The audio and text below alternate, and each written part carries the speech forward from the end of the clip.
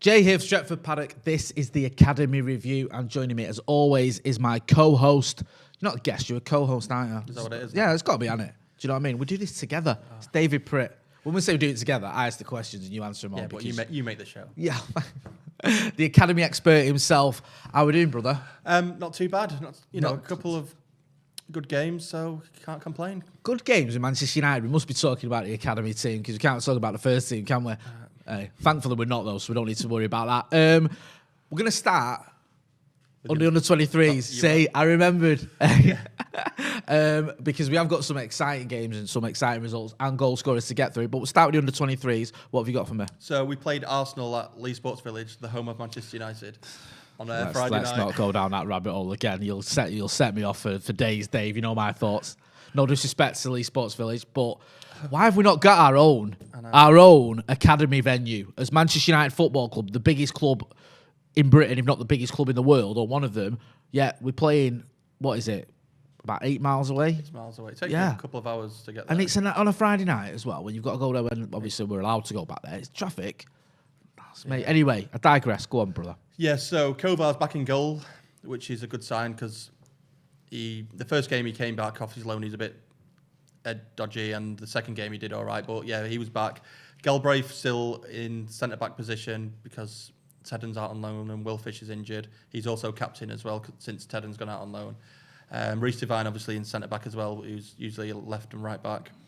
So a bit of a makeshift defence, but no Dylan Levitt this time. Obviously he came back off loan. Didn't really do much at Charlton because of Lee Bowyer. We talked about him before. Another rabbit hole you don't want me to go down, Lee Bowyer. Right? I don't forget. Yeah, there's big rumours he's joining NK Instra in Croatia. Oh, one of my favourite Croatian teams. Yeah, so the rumour that actually now that he's over there trying to do a deal, so we'll have to wait and see if that happens. Your reaction to that sums up my reaction when I heard that, because we've been loaning players. He obviously went to Charlton. We've had Ghana go to Watford and then Nottingham Forest. Kind of makes sense. Croatia, now I'm not disparaging Croatian football, we know it's very good, but it doesn't seem like the obvious move to send a youngster over to Croatia. Well, we have got a couple of Croatian players in the academy, and I think maybe there's a scout over there, and he might have said it'd be a good opportunity for. Okay. So maybe that's why it's worked. Listen, I mean, it's a new experience. He could be the best player to ever play in Croatia. It could be. He could go there. He could become, I'm trying to think, Davor Suker or Luka Modric. Could be the next Luka Modric. You never know. That's how it's. If you go and play over there, and you just turn into the best player. Luka Modric. The Welsh Luka Modric. There you go. I'll take that. Yeah, I'll be happy with that one. Right, so he could be going over there at the time of recording. We don't know whether he is or not, but it's a move for me. It's a little out of the great unknown. I can't say, exactly. Oh, well, that's a disastrous idea or that's a great idea. A little bit sort of unexpected, but we'll see how that goes on. Yeah, so obviously played Arsenal, like I mentioned. Didn't get off to a good start. Bad ball from Reece Devine. He's, like I say, he is a full-back and he's playing centre-back. He made a bit of a mistake. Luckily, Kovar got us out of trouble with good save, so he's already onto a good one. Then it's a weird 15 minutes, really. There's a penalty. Hannibal gets into the box, and it's very similar to who got sent off against us when Martial got fouled. For the Benderek, is it? Yeah, Benderek, and then also David Luiz as well. Yeah. Similar incident where he's going through and he clips him. Accident. I don't think he went to do it. Penalty, and he's shown a straight red card, and I thought it was very, very harsh. Especially at under 23 level. You don't want to be seeing the first 7 minutes. You don't want to see this lad sent off. Well, sometimes they need an hard lesson, Dave. Well, they do, but fair enough if he two-footed him. But no, I get where you're coming from. It's a stupid rule. It was a yellow card on most. Joe Hugel steps up for the penalty. Guess what happens? He scores. No, he didn't. What? He got saved. Stop it. Stop telling lies. I know. I couldn't believe it. I was just watching it with my brother and said, what's this? What's this say? This is about Kinney. You know what I mean? And then, how do you know he's going to save it? It was like, just you. Yeah, so I told you to say that. That's unexpected. Yeah. And then we had another penalty shot, which I thought was, that one's a penalty, but this looked more of a penalty, where Hannibal went through and he got taken out by our behind. But he fell down and he hit his shoulder. He's down for a little while. He looked in a bit of pain. Giving the goal kick, nothing to it. But yeah, he struggled with it, and they were warming up subs and you thought, he's going to come off because you didn't want to see what happened to Elanga against Leicester when he went off, and it's not looking good for him. He's going to be out a little while. Yeah, I remember you saying that. So, yeah, I was a bit concerned with him. But then not too long after, Hugill on the left-hand side pulls the ball across, goes right across goal, and then Harvey Neville's there out of nowhere, hits it right at the keeper, and the keeper makes a bit of a mess, goes through his legs, bounces off him, goes for a 1-0. They all count. Of course they do, and Gibbs should have done better, but fair play to Harvey Neville being in the right place at the right time and, having a shot on target. You don't see many right-backs always hit the target, do you? So, goal. Fair play to him. Then Hannibal came off in the end. Obviously, his shoulder was bugging him a bit, and Bjorn Hardley came on at centre-back, which moved Ethan Galbraith up to centre midfield, which obviously is better for him because he's a decent midfielder rather than a centre-back. So after that, we had a couple of chances before half-time. Shortire had a free kick. Actually, there was 2 free kicks, both in similar situation. Actually, we're going to mention that. It's not Shortire, is it? Yeah, right. This is the thing. There's been a bit of a debate going on because we've always said Shortire. I followed your lead on this, so I'm blaming you if you're wrong. 3-4 years. Yeah. Spoke to him as Shortire. I heard other players call him Shortire, but now apparently it's Shoretire. So people saying it's Shoretire, and we want to be right. It's only right we pronounce someone's name correctly. We don't call you David Preet or me Dewey Motier. So you want to be right with it. But I would have thought it was Shortire. You spoke to his mum and dad, didn't you say? Or I've spoke to other people. People around him, sorry. And they've always mentioned him as Shortire. Players have mentioned him as Shortire as well. Yeah, so. and then it's correct. It's Shoretire. So if I get it wrong, it's not. I'm not trying to do it on purpose. It's just. After 3 years of calling him Shortire and.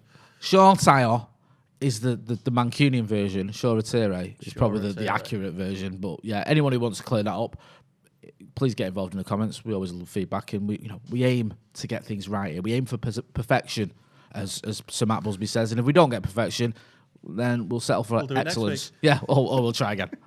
So yeah, 2 free kicks, similar positions. First, Shoretire. Learning. He takes the first one, hits a crossbar, really good effort. Second one, a couple of minutes before half time, Galbraith, like I say, similar position. His is a bit lower, but the keeper makes a great save and tips it over. So we end the half on 1-0 against the 10 men of Arsenal, which was good for us because Arsenal are a good team, but I thought we were, especially after the red card, we were on top a bit. Unfortunately for them, they are back to the walls a bit because the defender got sent off. I think they made a change in the end. I'm not sure. It was in the first half. I think they took a midfielder off and then put another centre back on, but they were never in the game really after that. First half starts.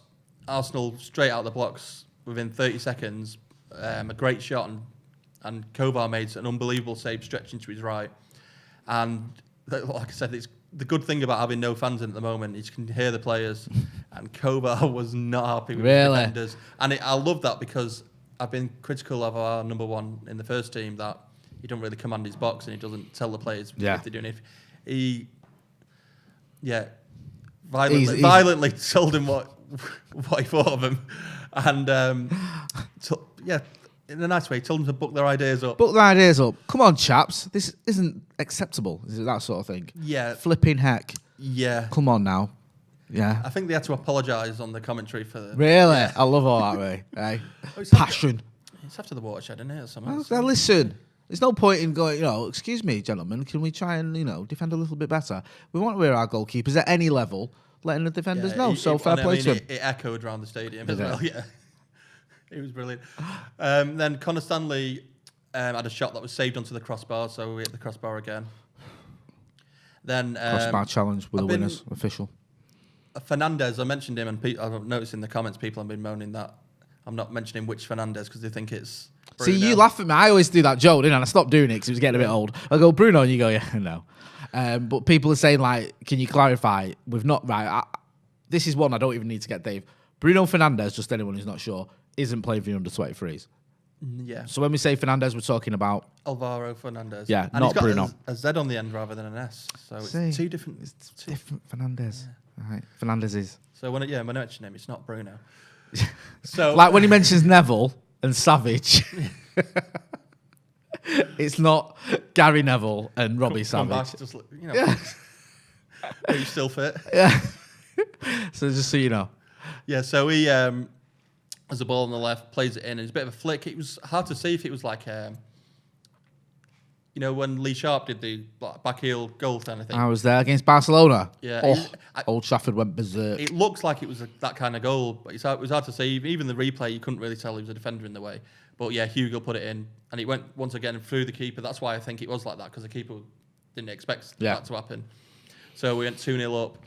Flying. Yeah, McCann, he had a good opportunity after a great move, put it over the bar. Should have really been a goal.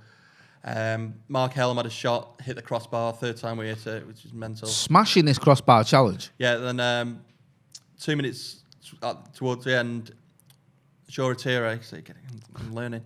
Shoretire goes into the box, fouled, penalty, second of the game. He steps up himself, makes it 3-0. And then we had another opportunity where Fernandez has a shot, cleared off the line by the defender, but he sliced it and it hit the opposite post and went out. Luckily for that, it could have been a fourth. It'd have been nice for him to get one, because I think he's been playing quite well. I think they gave him man of the match. Ben Thornley in the commentary gave him man of the match. He played. I was quite impressed with him myself, but yeah. So finished 3-0. We're now fourth in the league, I think. Decent. And we've got, I can't think who we've got next. We've got Everton, I think, away. Yeah. And that's a week today. We could, so instead of Friday night, Monday. Yeah. And all looking good for the 23 since the break. We obviously had that bad game against Leicester where we're 2-2 at half time and then had lost 4-2. But since then, we've looked pretty good, and Hugh Gill's on fire.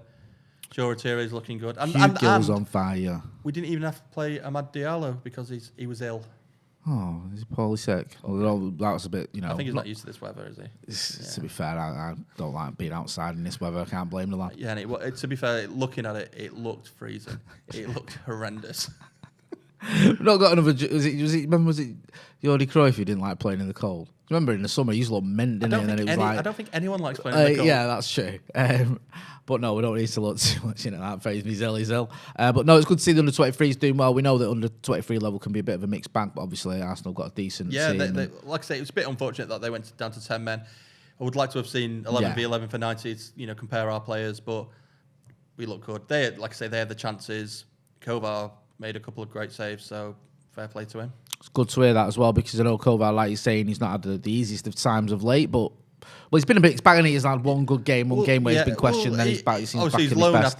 Loan up and playing every game, looking good. I think towards the end they didn't play him as much. New manager comes in. Was that at I want to say Swindon? Yeah, it was Richie Wellens. Was it? And then someone else came in. I think it was John Sheridan or someone came in. Yeah, I think it might have been Wellens went and Sheridan came in and corrected me wrong in the comments. So he's come back obviously, and now he's looking good. His save in the first shot of the second half was brilliant save. The one where I mentioned he was quite vocal, commanding that area. Decent keeper. That's what we need. Yeah. Then the following morning on the Saturday, Aon Training Centre, Carrington. Here we go. The mini derby, as they call it. The main derby, I think. I like to refer to this as the most important derby. Forget about your Premier League and your Carabao Cup nonsense. It's about the under-18 Premier League North. Yeah, exactly. That's what matters. That's what the record books care about. That's what the fans care about, yeah? So City can have their little wins in the Carabao Cup and, the 0-0 at Old Trafford in the Premier League. Who remembers that? We're talking about the main one, under-18s. How did it go down? Started off, well, first of all, Dylan Hugerworth was suspended because he got sent off at Burnley in that mystery game that no one saw. I didn't see it, but I can tell you now it was a disgraceful decision. So did it happen? That's what. Well, apparently it did. If no one saw it, it didn't happen. We should have just started him. So we had a bite and get sent. You get a red card. Were you there? Did you see it? No. So how do you know? So we had a 15-year-old Kobe Maino playing. So this is the thing, like I said, with the academy, we're having the 18s are proper young and the under 23s are 17, 18. It feels like Matt Busby-esque. 15-year-olds playing under 18. Yeah. Well, like mentioning the 23s, Hugo, he's only 17 playing in the under 23s, and didn't mention actually top scorer now in the Premier League 2 with 10 goals. Tell you what, and he's not get him in the first team. Not even played in every game because he's been playing for the 18s at the start of the season. I think there's a lot of unhappy Sunderland people, isn't there? Yeah, there will be. So yeah, go back to the 18s. Carrington looked freezing.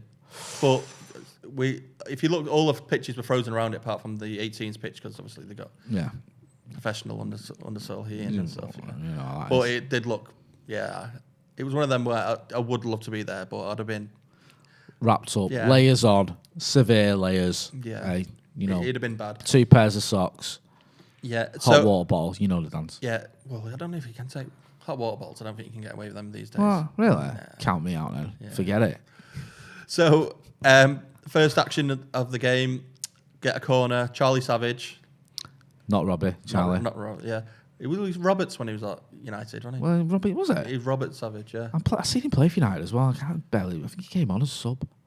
Anyway, digress. So, a corner comes in, and then Charlie McNeil, who's spent 6 years at Manchester City, heads in the first goal for us, and celebrates like it's the best thing in the world.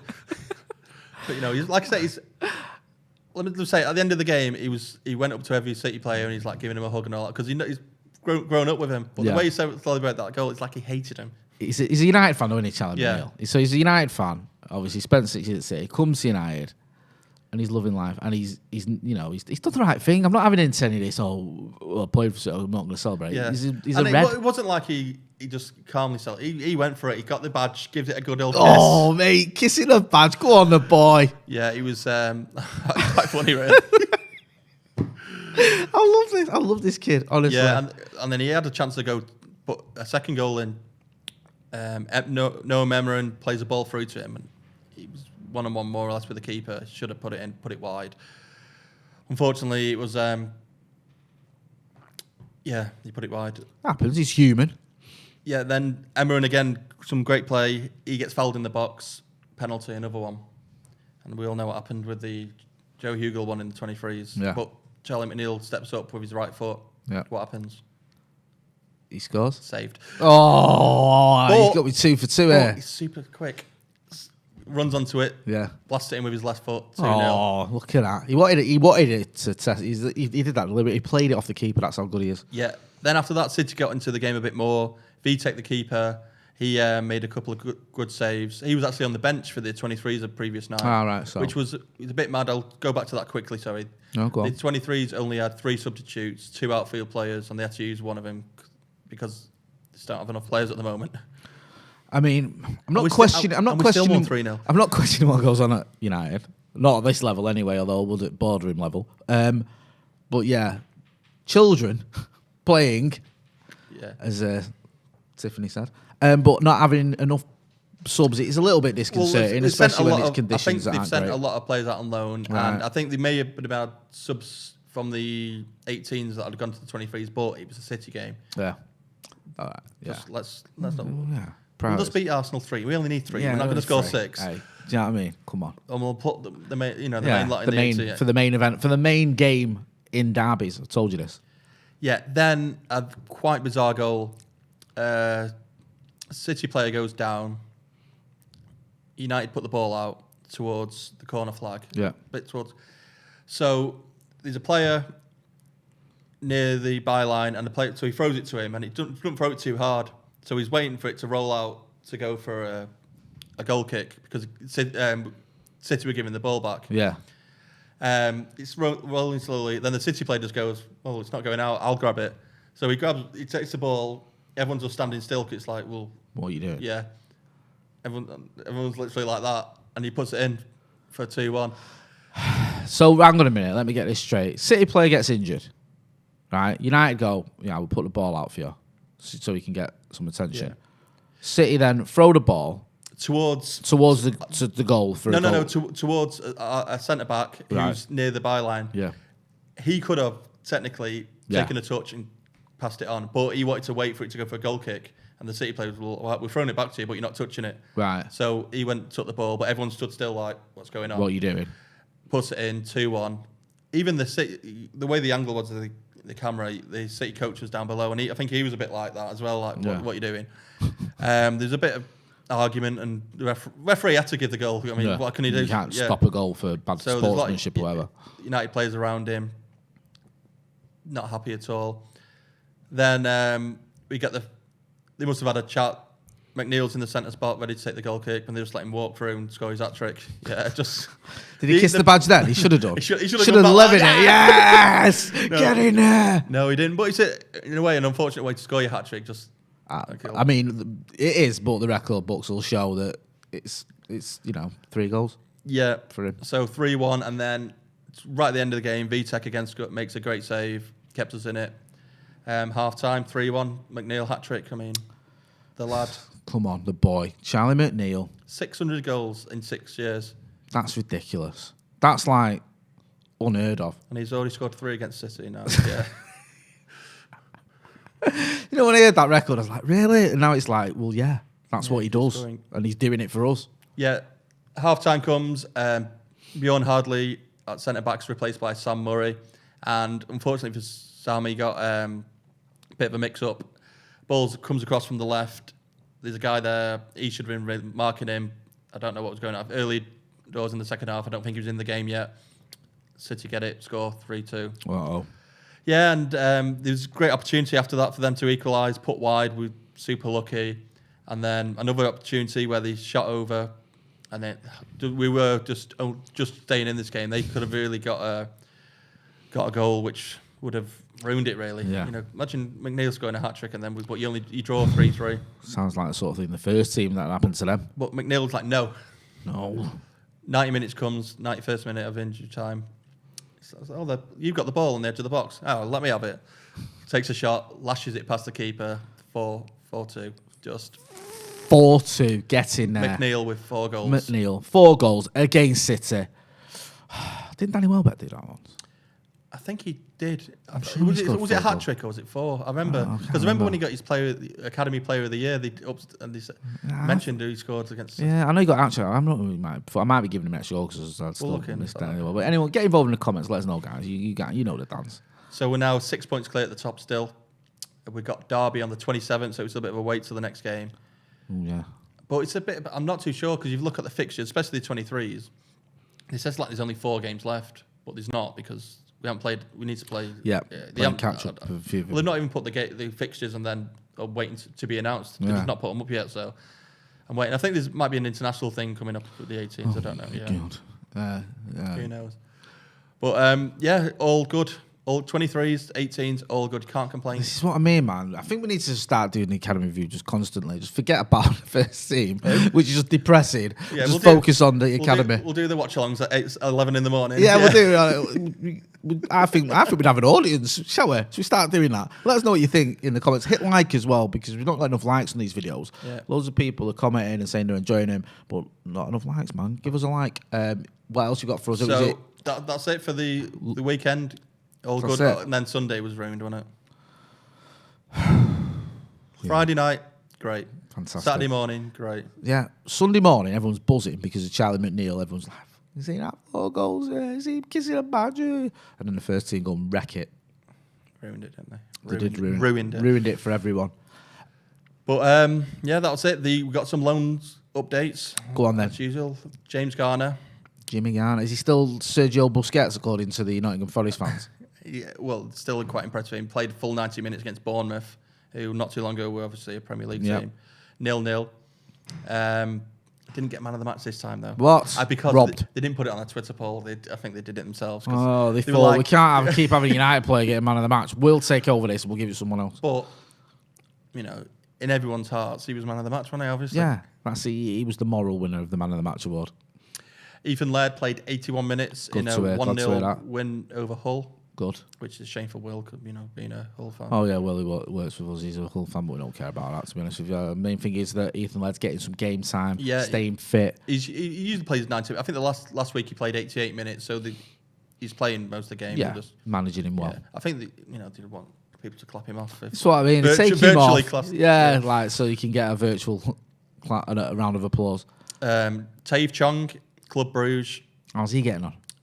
Didn't do anything because the pitch was frozen and he that's no excuse. Yeah. Hey, if you want to get back United side, you can't let a frozen pitch get in your way, mate. Come on, have a word. I know I bang out about it. That's all you need to step up. Should have gone there with the hose and just.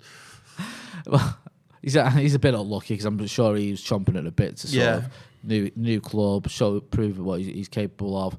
After, as we spoke about last week, the sort of topsy-turvy time he had at Werder Bremen. So hopefully he can get some games soon when they sort out their frozen pitches over in Belgium.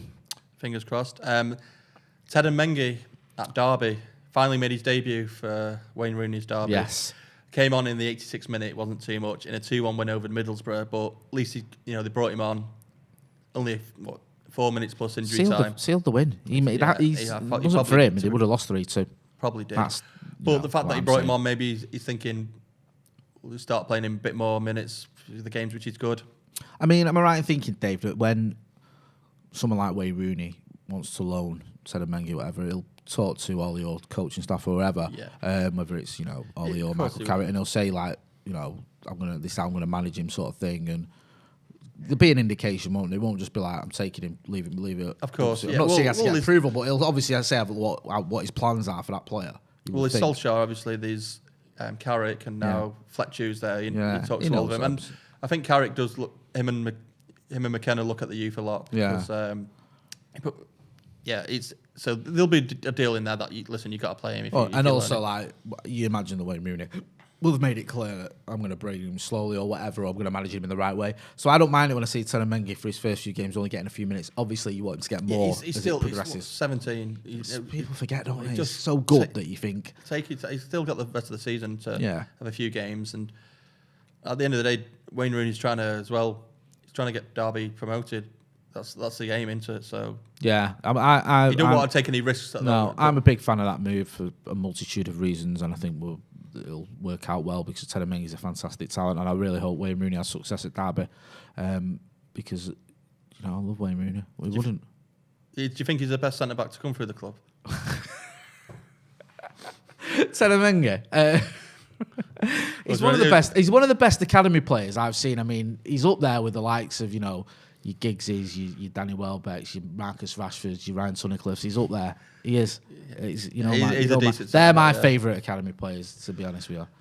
Deschamps Bernard, another kind of centre back. They don't play till Tuesday, unfortunately, against Barrow, obviously Salford City. Yep.